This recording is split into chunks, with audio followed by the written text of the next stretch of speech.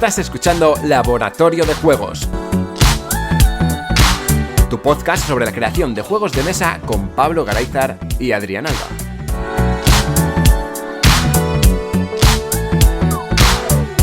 Bienvenidas y bienvenidos a un nuevo programa de Laboratorio de Juegos. Yo soy Adrián Alba y, como siempre, tendríamos que tener a Pablo Garayzar al otro lado de la línea, pero hoy no está Pablo al otro lado de la línea, y es que estamos grabando a horas intempestivas una nueva sección que nos va a contar nuestro buen amigo Carlos Daunés. Muy buenas, Carlos, ¿qué tal? Hola, muy buenas. Yo estoy al otro lado de la línea, pero no como Pablo, que son unos zapatos demasiado grandes para llenar. Así que estaremos solitos. Bueno, solitos no. Porque... Solitos no, eso es, solitos no. Bueno, a Pablo le echamos de menos, como siempre, hay que echarle de menos, pero bueno, ya habíamos dicho hace tiempo que si de vez en cuando teníamos algún programa en el que no podíamos participar, o él o yo, pues que seguiríamos grabando, al igual que yo he faltado en algún programa que él también ha grabado, ¿no? Y para el programa de hoy nos acompaña, ya sabéis que nos gusta grabar a tres voces siempre que podemos, pues para el programa de hoy hemos invitado a Jan Solo de la Mansión Lúdica. Muy buenas, Jan. Muy buenas, ¿qué tal, Adrián / Mefi y Carlos? Un auténtico placer estar aquí, escuchándoos y intentando aportar un poquito.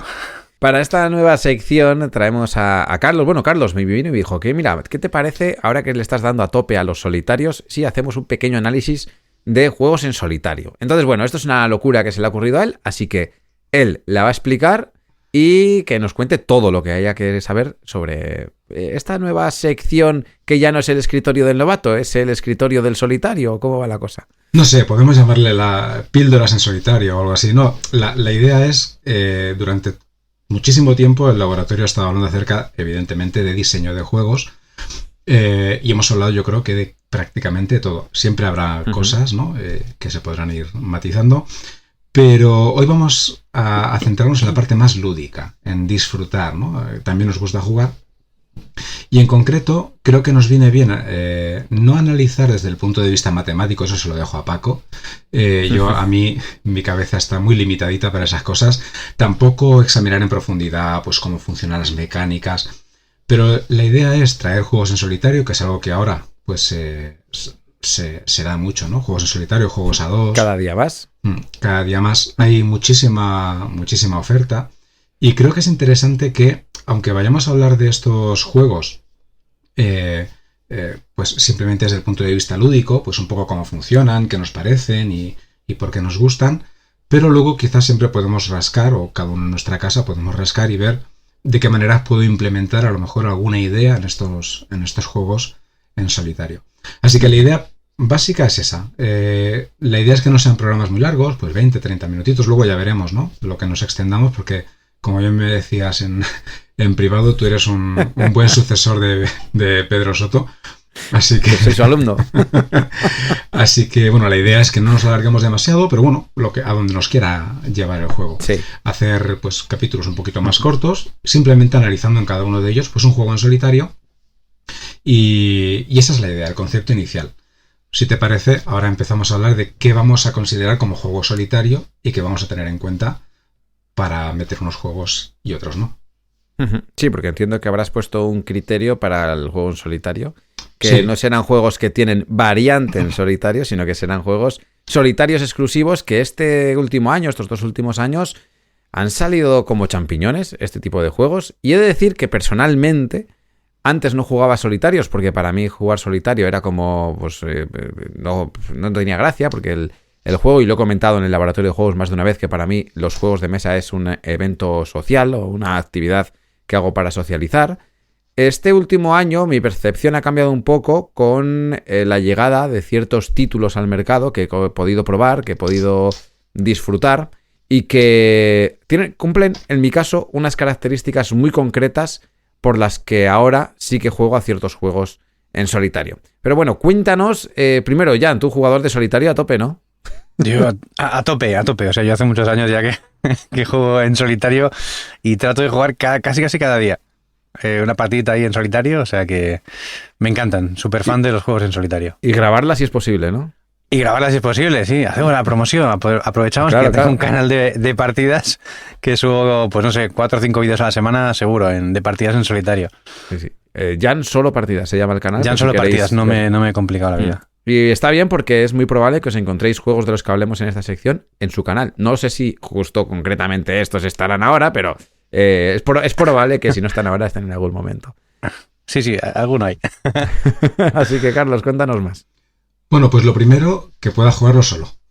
Ese es, es lo primero que hay que tener en cuenta, ¿no? Que puedas jugarlo Hombre. tú solo.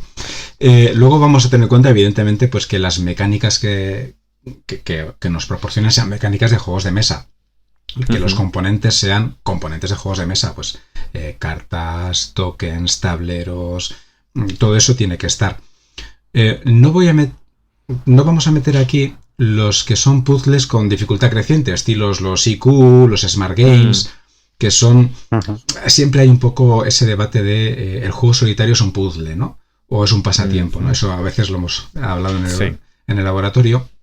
Entonces los IQ y Smart sí que yo veo que se acercan mucho a ese concepto de simplemente un puzzle que se va complicando cada vez más, ¿no? Entonces, aunque me gustan mucho esos juegos, tengo varios, pero esos no van a entrar dentro del juego solitario, ¿no? Porque esto es una opinión totalmente personal, ¿vale? No los veo así como juego de mesa, sino más bien sí una especie de... Aunque todo es pasatiempo, pero sí estaría como en otro bloque. Así que esos no van a entrar. Hay quien dice que el juego de mesa en solitario es simplemente un puzzle. Sin embargo, creo que vamos a ver durante los juegos que vayamos a ir analizando que es mucho más a veces que un puzzle, ¿no? Porque a veces tienen distintas formas de resolverse, tienen decisiones, que creo que sí es importante dentro de un juego solitario, que tengas decisiones que tomar y que esas decisiones afecten al transcurso de la partida. Y si es posible, de la historia. ¿Cómo? Y si es posible, de la historia. De la historia, sí. Claro, también hay que tener en cuenta que algunos juegos solitarios son narrativos. Entonces es casi como leerte una historia tú mismo, ¿no? También podemos hablar alguno de ellos. De hecho, si a la audiencia le gusta este primer programa piloto que sacamos, pues haremos más. Y si no le gusta, pues no haremos más. O sí, lo que nos dé la gana al final. Lo que nos dé la gana al final. Esto va a ser así. Y luego, por último, dentro de las mecánicas que veremos, pues aunque estamos hablando mucho de puzzles, los abstractos pueden considerarse puzzle, pero hay muchos juegos solitarios abstractos que funcionan muy bien como juego de mesa en solitario. También hablaremos evidentemente de ellos porque hay unos cuantos. Y esas van a ser las bases, ¿vale? Creo que son unas bases pues más o menos... Pero entiendo que aunque sean juegos que se puedan jugar a multijugador, que tengan una variante en solitario, podrían entrar aquí también. Entrarán, porque de hecho hay algunos juegos que, de nuevo bajo mi punto de vista, funcionan de forma maravillosa en solitario, aunque normalmente suelen ser juegos cooperativos, ¿vale? Me viene a la mente que hablaremos más adelante seguramente del el Marvel Champions, por ejemplo, funciona como un tiro en solitario. Entonces, bueno, hay varios juegos que tienen modalidad en solitario o que se pueden jugar en solitario que funcionan muy bien, no son apaños hechos para... Por ejemplo, hay muchos juegos tipo Euro que tienen un apaño en solitario.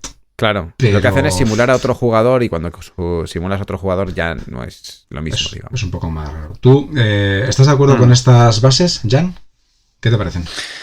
Me parece fantástico. De hecho, cuando comentabas lo de los puzzles, es que realmente en la BGG, por ejemplo, ni siquiera ese tipo de puzzles se cuentan dentro de los juegos de mesa, con lo cual creo que esa premisa me parece fantástica, y el hecho de que definir los juegos así en solitario como que haya decisiones también me parece que es, vamos, estoy súper de acuerdo con eso.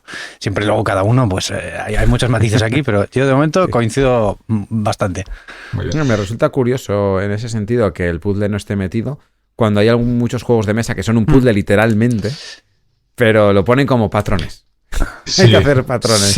Sí, normalmente los juegos abstractos, ¿no? Que son juegos de patrones. Sí.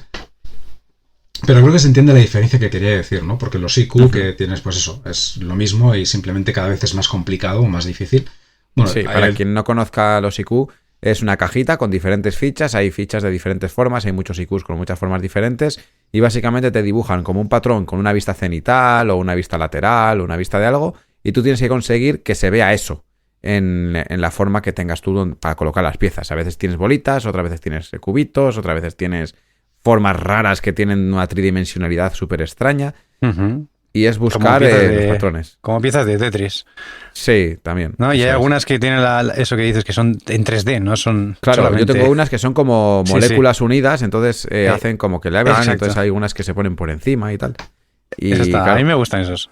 sí, molan. Sí, están Está muy chulos, guay. pero eso, yo los considero más, pues eso, como Como puzzle. otra variante, Yo creo otro que es- puzzle. Quizá el tema es la resolución única. Un puzzle tiene una única resolución. Ujú. Por lo menos en esto yo creo que solamente hay una. En cambio, en un juego de mesa es una puntuación, con lo cual Claro, ahí sí. podía estar un poquito la diferencia. Sí, una puntuación o un acabado de partida que te cuenta algo, ¿no? Un poco más. Sí, Allá puntos, no puntos. solamente No, me refiero a que Ya, te ya, cuenta broma. algo en el sentido de... Es que a mí, yo ya te digo que estoy metido últimamente bastante en el solitario, pero con juegos que te cuentan una historia y no necesariamente son juegos narrativos, ¿eh? O sea, están bien tematizados y lo que juegas, pues, sientes que has perdido pues porque te han matado el personaje, o has perdido porque has tardado demasiado en hacer algo, o ganas porque has conseguido lograr cierto objetivo, ¿no? Entonces, están como bien tematizados dentro de lo que sea, aunque mecánicamente, ya lo hemos comentado 1000 veces, todos los juegos son abstractos, mecánicamente hablando. O sea, el tema hace que sea más temático o no, pero todos los juegos realmente mecánicamente son abstractos puros, da igual cual cojas. Sí, de hecho creo que es importante muchas veces las temáticas de los juegos solitarios para que te atraigan más y que te Eso apetezca es. jugarlos. Creo que es, aunque esté más o menos forzada, pero creo que es importante. De hecho, las temáticas son importantes y luego también otra cosa que queremos, que me gusta dejar clara es la dificultad de los solitarios. Los solitarios deben ser difíciles, sobre todo de inicio, porque si no, si juegas un solitario y te lo pasas a la primera, pues normalmente no vas a querer jugar más, ¿no? Hay un concepto que, ya que no está Pablo, voy a coger...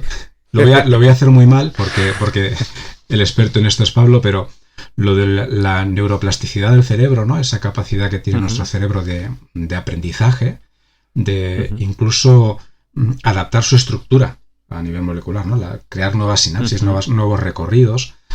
Eso se da en los juegos en solitario, porque vas aprendiendo, bueno, en todos los juegos en realidad, ¿no? Pero en un juego solitario tú, las primeras partidas son casi de aprendizaje. Cómo funciona, cómo llego hasta aquí, qué estrategias puedo seguir. Y poco a poco vas aprendiendo, ¿no? Se van haciendo nuevos recorridos en tu cerebro que te ayudan a luego ser más eficiente.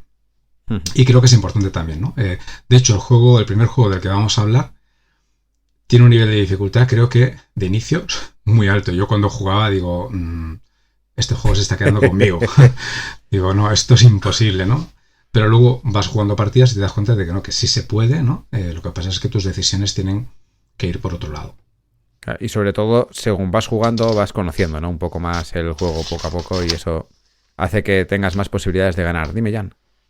También creo que no solamente la dificultad alta, que me parece, o sea, súper correcto, sino también a veces a lo mejor no hace falta tanta dificultad, pero sí que haya un modo campaña, escenarios, diferentes bosses o algo así. Eso también ayuda, ¿no? Que no te de progresión, que el juego tenga rejugabilidad al final. O sea, es la rejugabilidad o bien porque es muy complicado, o bien porque tienes diferentes maneras o una historia que vas avanzando, o una serie de escenarios, o bosses, o jefes, o como lo quieras llamar. Aquí hay un detalle que me gustaría analizar en cada uno de los juegos de los que hablemos, que es donde realzan esa dificultad. Porque muchas veces la dificultad en los solitarios o en los cooperativos, alguna vez que discutiendo con gente sobre esto, es como, bueno, un juego cooperativo, un juego solitario, ¿cómo lo pierdes? ¿O cómo lo ganas? Entonces hay solamente dos formas de hacerlo. O una de dos. Porque el juego tiene un mecanismo pseudo puzzle y entonces, según vas jugando partidas, vas conociendo ese puzzle y lo solventas, o es puro azar. El azar siempre va a estar metido por ahí para que te cambie a ti para que el puzzle no sea matemático, que es al 100%, ¿no? Pero hay muchas veces que es como, si pierdo gano, es por azar, por mucho que yo lo haga muy bien, y eso puede hacer que la dificultad sea súper alta, como puede pasar en algún tipo de juegos de este estilo, que no quiero hacer ahora spoiler porque hablaremos de ellos, y en otros que la dificultad es alta porque las decisiones que tienes que tomar hasta la resolución de la partida son muy importantes, y aunque las decisiones no se tomen en el mismo orden ni en el mismo momento ni sean las mismas en cada partida, sí que el hecho de ir jugando cada partida te va haciendo eso, como decía Carlos, ¿no? Que te vas estructurando la mente para que las decisiones que tomas en cada momento vayan en consecuencia de ese puzzle que estás jugando, que aunque no tenga una única resolución y no sea matemáticamente perfecta, sí hace que tomes decisiones teniendo en cuenta lo que puede pasar más adelante, porque ya vas conociendo lo que puede suceder. O sea, vas viendo el futuro. Con cada partida lo ves un poco más claro, ¿no? Sí, hombre, creo que el azar es importante, pero tiene que estar muy controlado. Es decir, un azar excesivo puede llegar a ser frustrante, ¿no? Sí. Entonces, ¿es bueno que haya azar en los juegos de mesa en solitario? Sí, es bueno y a veces muy beneficioso. De hecho, algunos de los juegos de los que hablaremos tienen un punto de azar. A veces puede llegar a ser frustrante, porque los dados a veces pueden serlo. Pero bueno, no es lo único que hay. Hay otras cosas, otras decisiones que pueden pesar también, aparte del simple azar. Bueno, pues con estas bases puestas, ¿qué os parece si vamos por el primero de los juegos? No sé, habíamos dicho que 15 Fantástico. minutos de programa. Este sería el programa introductorio, ¿verdad? Bueno, habíamos dicho que el primero seguramente eso ha sido un poquito más, porque bueno, había que establecer estas bases. En los siguientes ya damos por sentado que este lo habéis escuchado, audiencia. Tenerlo muy claro. Haremos referencia al primer programa para que la gente sepa las bases y etcétera en los siguientes programas. Eso es. Pero bueno, yo creo que las bases están establecidas, están claras, Sí. pueden dar para debate y es lo que esperamos en el laboratorio, no esperamos menos, así que Claro. que sepáis que puede dar para debate, podéis debatir lo que queráis, aunque aquí hablaremos de lo que nos dé la gana. Efectivamente. Todo esto, como ya bien sabéis, es broma y esto son opiniones que tenemos y que bueno, hemos establecido pues por establecerlas, pero vamos que al final todo el mundo tiene su opinión en cuanto a estas cosas. Venga, ¿entramos en harina con el primer jueguecillo? Vamos allá. Venga, a tope. Pues hoy, que es jueves, vamos a hablar del viernes. Viernes. Tendré que Viernes. subir el vídeo el viernes, el audio el viernes. Vale, pues como decíamos antes, de viernes y lo subes. Viernes es un juego del año 2011, o sea que es un juego que ya tiene solera. ¿Vale? Tiene Para juegos de mesa es un años. clasicazo ya, es como Ya ves. del medievo. 15 años, ¿eh? Ahí es nada. Un juego del pelo verde, de Friedman Fries, Sí. editado aquí por Edge en su momento. No sé si... Imagino que todavía se seguirá comercializando porque es un juego que Sí, todavía creo que lo trae Asmodee ahora en castellano. Yo tengo la versión de Edge, como igual también lo podía traer Asmodee. Según la BGG, unos 25 minutos y de 13 años o más. Aquí la edad, bueno, pues eso ya es un poco subjetivo. Y es un juego básicamente de creación de mazo, un deck building. En viernes el objetivo es pues mejorar nuestro mazo para enfrentarnos a los bosses finales, que son unos piratas. ¿Cómo funciona Viernes? Decíamos que, lo decía al principio, que Viernes es un juego que parece muy difícil de primeras. Porque en Viernes tienes básicamente tres mazos. Tienes el mazo de peligros, que son los peligros que te vas a enfrentar, ¿no? Los objetivos que tendrás en cada ronda. Tienes el mazo de Robinson, que es con el que te enfrentarás a esos peligros. Y luego tienes un mazo de dificultad, no recuerdo cómo se llama, que es simplemente cuando se te acaba el mazo de Robinson, que es el de las acciones, pues añades una de esas cartas, que siempre son malas. ¿Cómo funciona Viernes? En Viernes el turno es muy sencillo. Coges dos cartas del mazo de peligros y escoges a cuál de las dos te vas a enfrentar. La otra se va a un descarte. Una vez tienes la carta a la que te vas a enfrentar, pues tienes que intentar superar pues lo que te especifica. ¿Y qué datos nos da la carta? Bueno, en la parte inferior izquierda tenemos el número de cartas que tenemos que sacar para superar una puntuación que hay a la derecha. ¿Vale? Por ejemplo, a la derecha tenemos que superar un 2 y a la izquierda nos pone una carta, ¿no? Entonces tenemos que sacar una carta y en esa carta pues sacar un 2 o más. Si lo conseguimos, hemos superado la prueba. El juego va en tres fases en las que esa dificultad es ascendente. Es decir, tú en cada carta vas a tener un número en verde, uno en amarillo y uno en rojo. Que eso es el nivel o la fase en la que te encuentras. Al principio estás en la fase verde. Normalmente el número de cartas que tienes que sacar es el mismo, pero los valores van aumentando. Por lo tanto, cada vez es más difícil. ¿Cómo poder superar esos niveles más complicados? Bueno, pues porque en las fases en las primeras fases, tú según vas superando cartas, esas cartas te las añades a tu mazo de Robinson de acciones. Y esas cartas son más potentes. Son números más altos, incluso algunas cartas tienen habilidades del estilo descarta una carta, saca una carta más, porque tú puedes sacar más cartas de las que te pide el mazo de peligro. Si te dice que sacas una carta y ya está. Si no lo has superado, puedes seguir sacando cartas, pero vas perdiendo una vida por cada carta que sacas. Y ese control de las vidas, empiezas con 20 vidas, ese control de las vidas es súper importante, porque al principio parece que tienes mucho y dices, bueno, tengo que superar la prueba, voy a ir gastando vidas y así me llevo la carta. Pero ojo, que llega un momento en que dices, ostras, que me quedan muy poquitas vidas y esto se pone complicado. Y la mecánica básica es esa. Si la superas, esa carta va a tu mazo de descarte del mazo de Robinson y luego cuando lo barajes, las tendrás disponibles. Por eso decimos que es un construcción de mazos. Y cuando has superado, si consigues superar las 3 fases, que pasamos de fase cuando acabamos el mazo de peligros. El mazo de peligros es un número de cartas. Hemos dicho que sacas 2 y te quedas una. Bueno, cuando ya no puedes coger más cartas del mazo de peligros, entonces pasamos a la segunda fase. Se cogen todas las cartas que no te has quedado, se barajan y ahora seguimos con la segunda fase más complicada.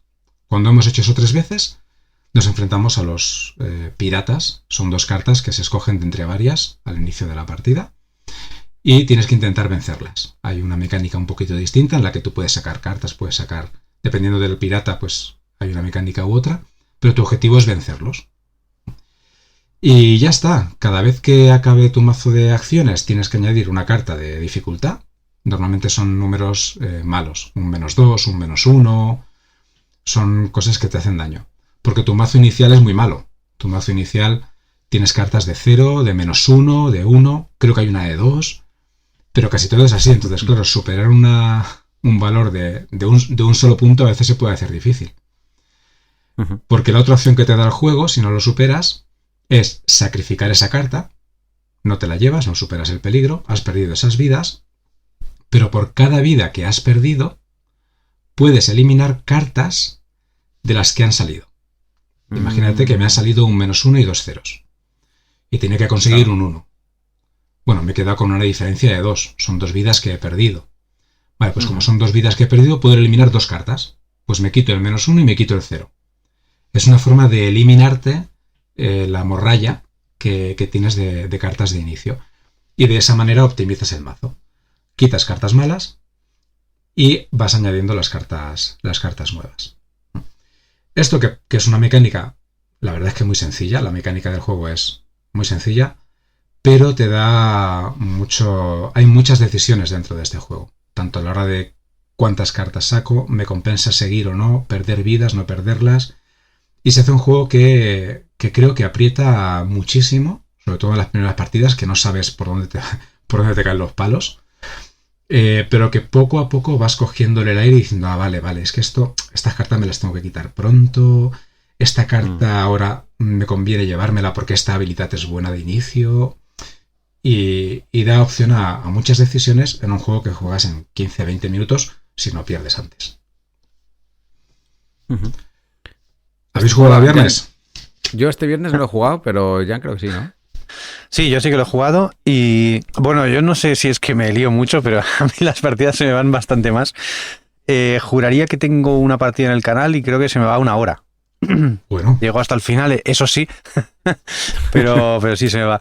Lo que más me gusta es la mecánica esta que has comentado, bueno, que cuando tú te enfrentas a un peligro, primero ya tienes la decisión de que no es uno, sino que son 2, eliges uno, y luego tanto si superas como si fracasas, tu mazo se va a ver beneficiado, porque si superas, metes una carta, esa carta de peligro se le da la vuelta y la metes en tu mazo, y si fracasas, pues puedes quitarte alguna carta que, bueno, se supone que son malas, porque si no la has superado es que la puntuación que has sacado es que no era muy buena.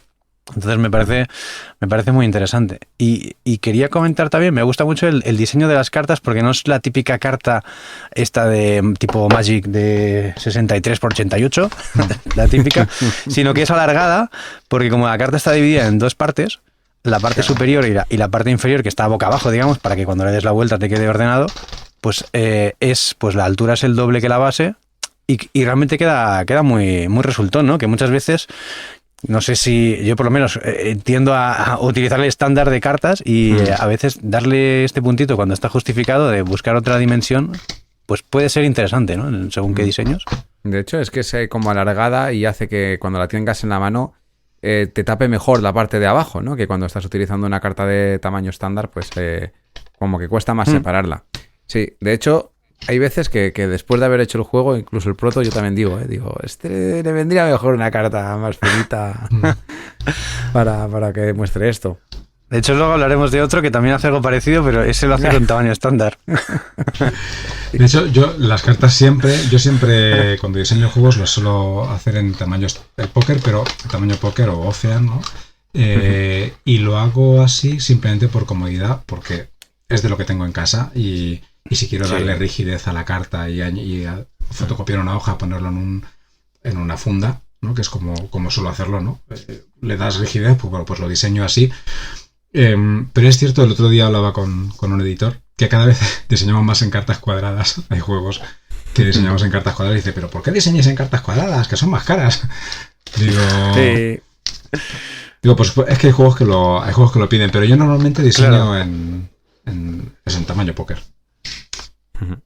Sí, eso es normal. O sea, que me parece que sería lo razonable desde un primer acercamiento a un proto, pero que bueno, que se puede salir de ese estándar y hacer cosas que, bueno, si están justificadas, pues que tienen mucho sentido, como en este juego. O sea, este juego yo no me lo imagino jugando con cartas normales. No sería lo mismo, ya sería viernes. Creo que aquí quedaría, o sea, así queda, potencia más lo que bueno, es. Bueno, también es por el tipo de arte que le han buscado, ¿no? Al final el acabado gráfico que tenga afecta mucho a cómo percibes tú la carta.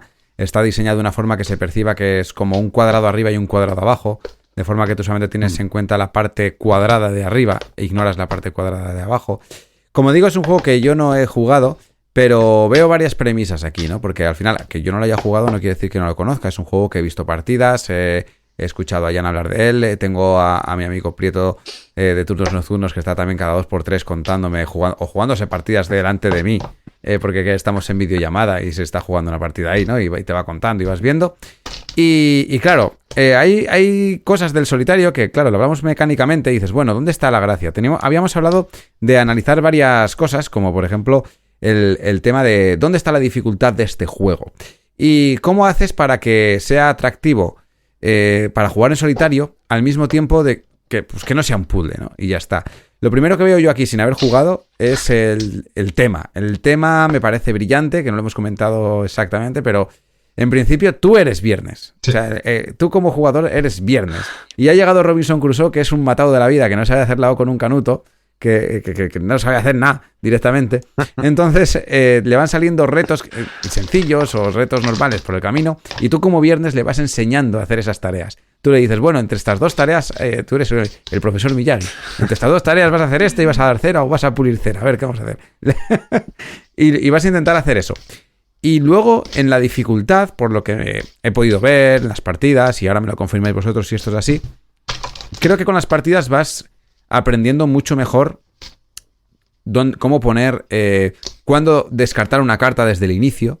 Decir, mira, tengo este reto, pero voy a ignorarlo desde el principio sí o sí, porque así me voy quitando cartas malas. O voy a intentar ir a por esta porque es súper buena, da igual la penalización que me lleve. Porque sabes más o menos lo que te puede venir luego, aunque va a ser de forma aleatoria, porque es un poco lo que comentaba antes yo, ¿no? De que el juego te está contando una historia de una forma, digamos, mecánicamente puzzle, pero tiene conceptos aleatorios como ese mazo de mejoras, que ese mazo de mejoras se baraja... las mejoras son las misiones, que si las cumples te dan una mejora. O sea, las misiones que te van a llegar de formas aleatorias, ¿no? No se ordenan de una forma concreta o si se ordenan por tacos, ahora me lo diréis vosotros. Y lo mismo para esas penalizaciones, que te pueden venir penalizaciones cada vez, pues una diferente y tienes que lidiar con ellas, ¿no? Entonces, no sé cómo lo veis, lo que os estoy comentando en cuanto a la dificultad que tiene el juego, que es escalable y que cada vez cuanto vas jugando más sencillo se va haciendo el juego. Sí, puedes complicarlo, como veremos, uno de los requisitos que tienen muchos solitarios es la capacidad de hacerlo más difícil, ¿no? Uh-huh. Jugar una primera vez y cuando ya vas cogiéndole el aire, pues añadirle capas de dificultad.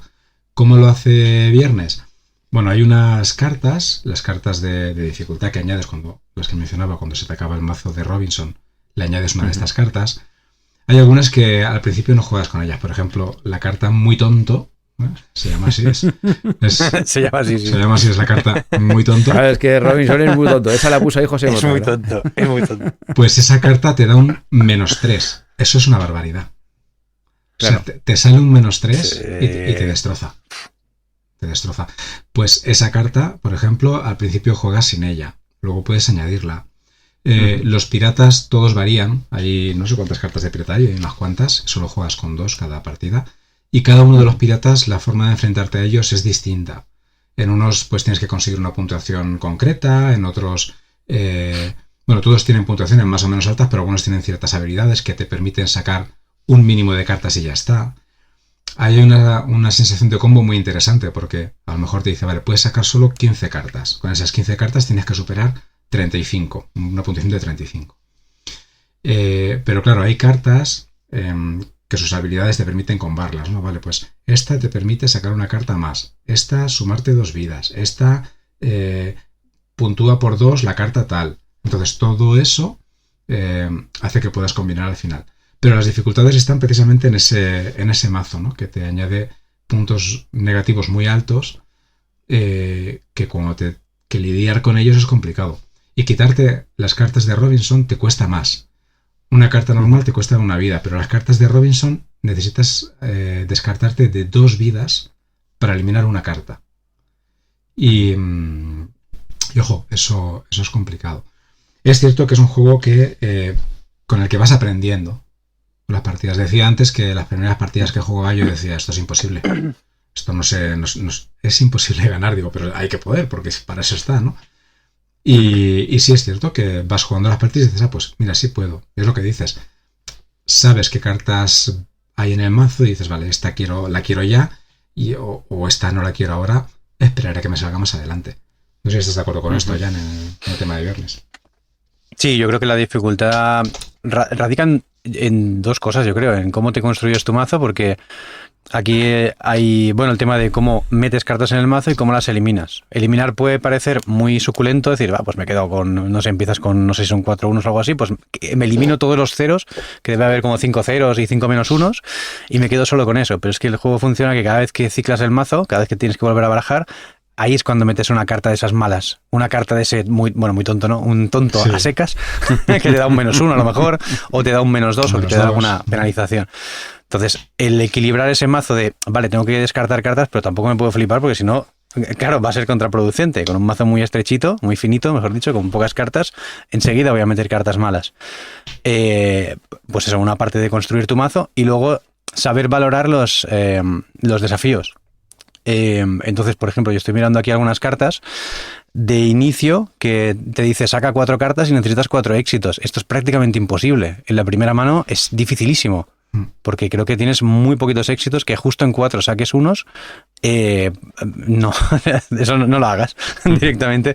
En cambio hay otros que dices saca una carta y saca un 0, es bastante probable. Entonces ahí pues puedes ir con más, con menos y ahí pues vas conociendo un poco esos desafíos. Y luego, aun siendo la parte de desafío clónico me parece que son 1, 2, 3, en 6 cartas, la parte inferior también es diferente. Es decir, cuando tú ganas esa carta y le das la vuelta, el beneficio va a ser diferente. Entonces, en algún caso te va a interesar más. Por ejemplo, hay algunas que dice roba 2 cartas más. Pues eso, cuando ya empiezas a tener el mazo un poco guay, pues robar 2 cartas puede ser interesante.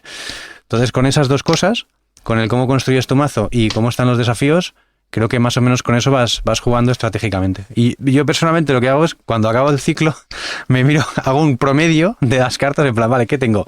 Me parece que empiezas la partida con tu promedio es 0, ¿vale? En tu mazo la media es 0, pero a medida que vas subiendo digo, vale, ahora la media está en 1. Entonces ya con eso ya puedo calcular, hacerme una idea de, bueno, me pide que saque 4 cartas y necesito 4 éxitos, vale, está dentro de mi promedio, puedo ir ahí. Sí, de hecho, algunas de las cartas, porque hemos dicho que retiras la de muy tonto, que es un -3, pero es que hay 3 cartas finales, que tienes el Robinson con la barbita blanca, que esas son súper chungas. Mira, os voy a decir cómo se llaman. Bobo con un -4. Y hay hay una que es suicida con un -5. Ojo, ¿eh? Y luego tienes una que es muy hambriento, que te quita 2 vidas. Y luego hay una muy interesante, se llama muy cansado, que esa es 0, o sea, no te da puntuación negativa, o sea que bueno. Pero tiene un titulito que pone detener. Es horrible, es así. ¿Qué significa detener? Cuando te sale esta carta, no puedes sacar ninguna carta más. Imagínate que podías sacar hasta 3 para superar una puntuación. Y ahora te sale esta la primera. Pues ya no tienes opción. O sea, ahí te paras. Te paras y no puedes seguir sacando cartas de las gratuitas. Luego puedes sacar las que te cuestan vida, ¿no? Así que en realidad sí que es un juego que al principio es difícil, pero puedes ir sacándole bastante chicha e ir aprendiendo por el camino. Y creo que eso es lo bueno de un solitario. Que te lo ponga difícil al principio, pero que veas que poco a poco vas pillándole el aire y a lo mejor no ganas el 100% de las partidas, pero ya empiezas a superar el 40, 50%, que eso ya es mucho en un viernes. No tienes mejor, sí. Ahí está, sí. Además, quería decir, la carta de detente, claro, cuando tú te enfrentas contra los piratas, te van pidiendo que saques el que menos 5 cartas y el que más 10. Claro, un detente ahí. Es en plan, si sé que el pirata al que me voy a enfrentar me va a hacer sacar 10 cartas, ese detente hay que eliminarlo como sea. Sí. Ya lo vas preparando muchísimo antes, riesgo. Claro, sí. Tú las cartas de pirata se escogen al azar 2 al inicio, entonces sabes a qué te vas a enfrentar al final. Entonces ya tienes que ir preparándote también eso, ¿no? Para luego enfrentarte a ellos. Aquí os voy a preguntar cosas porque, claro, estamos en el laboratorio de juegos, se habla de diseño.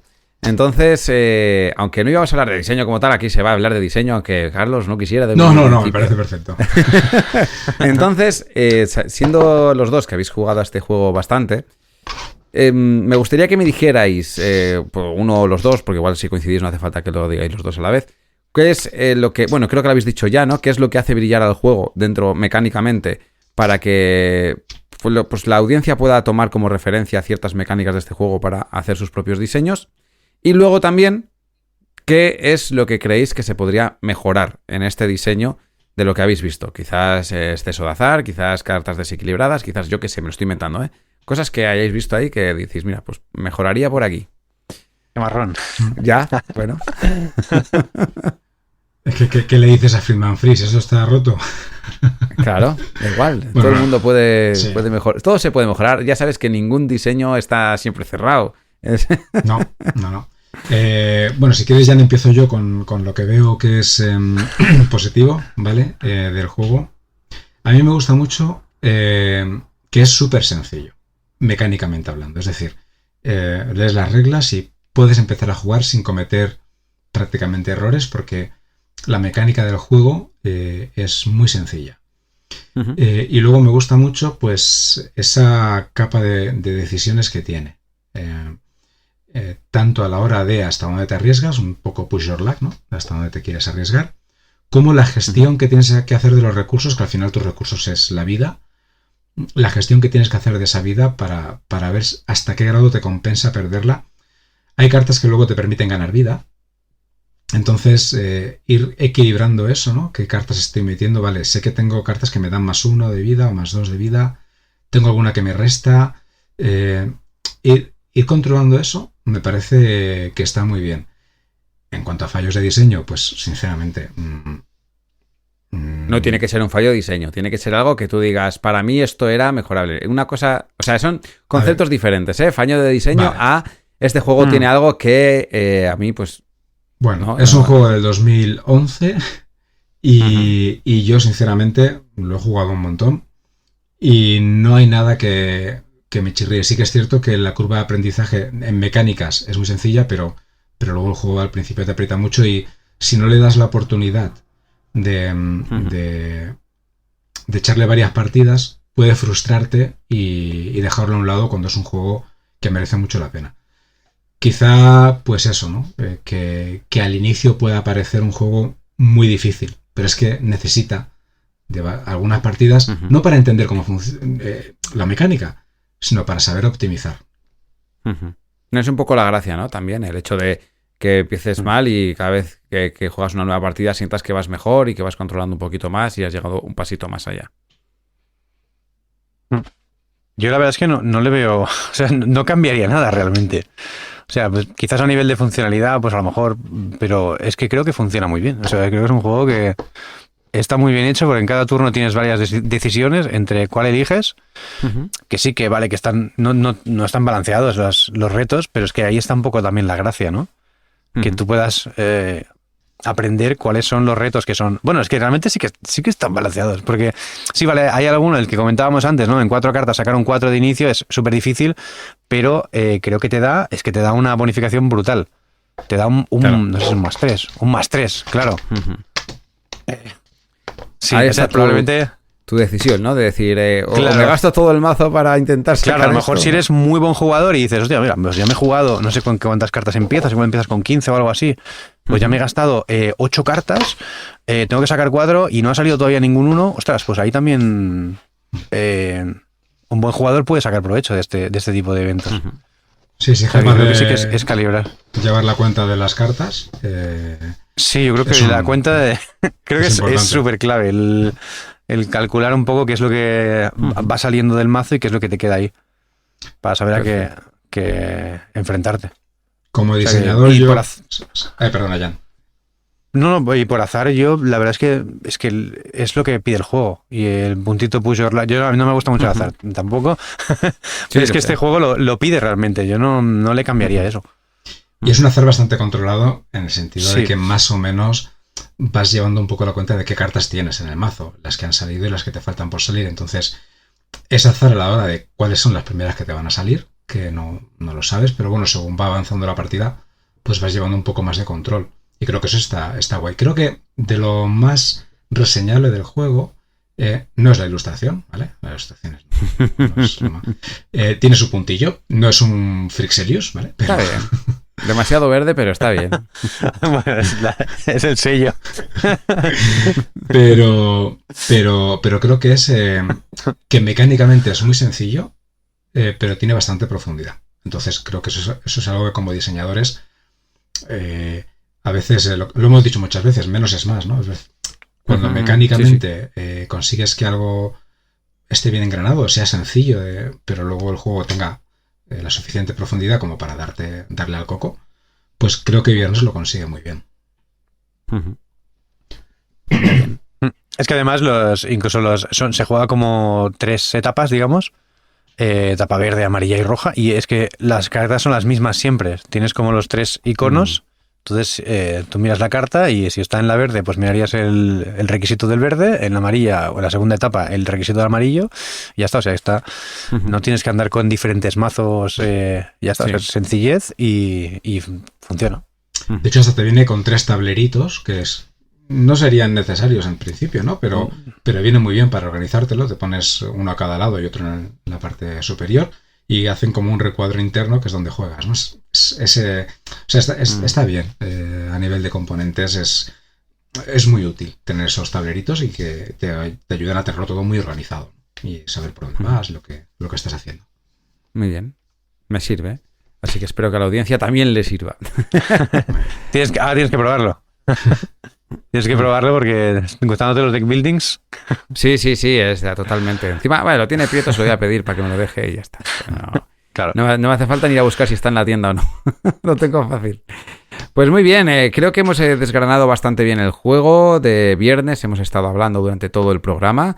Y si esto funciona y os gusta, y si nos apetece, pues seguiremos grabando más reseñitas de este estilo, analizando un poquito ciertos detalles de los juegos y haciendo estas preguntas trampa al final de cada programa para que pues nuestros tertulianos tengan que devanarse los sesos para saber cuál es la parte buena y cuál es la parte mala que puede tener esos diseños, para verlos desde un punto de vista un poquito más críticos quizás, ¿no? Y que nos sirvan también de cara al diseño y qué cosas tener en cuenta o qué cosas dejar de tener en cuenta cuando queramos analizar estos juegos a la hora de tomarlos como referencia para futuros diseños. Dejo que despidáis el programa, Carlos. Empieza tu sección aquí, tu nuevo hijo. Ahí es el rebirth, el resurgir del escritorio. No, en ya dijimos, Pildorita. sí, el escritorio ya dijimos que en su momento pues ya había dado lo que tenía que dar. Entonces, y creo que, bueno, como comentaba al principio, puede ser algo interesante, ¿no? Analizar o por lo menos hablar de estos juegos en solitario como jugones y que disfrutamos. Si se puede analizar algo del diseño, pues también con mi corto entendimiento de analizar diseños. Pero bueno, pues si a la audiencia le gusta y tal, pues podremos ir trayendo mini píldoras solitarias para que puedan ir conociendo o recordando, porque seguramente muchos lo conocerán. Viernes seguramente es uno de los más conocidos. O ir descubriendo nuevos juegos con distintas mecánicas y distintas formas de atacar a un juego en solitario. Así que bueno, audiencia, espero que hayáis disfrutado de este programa. Jan, puedes despedirte.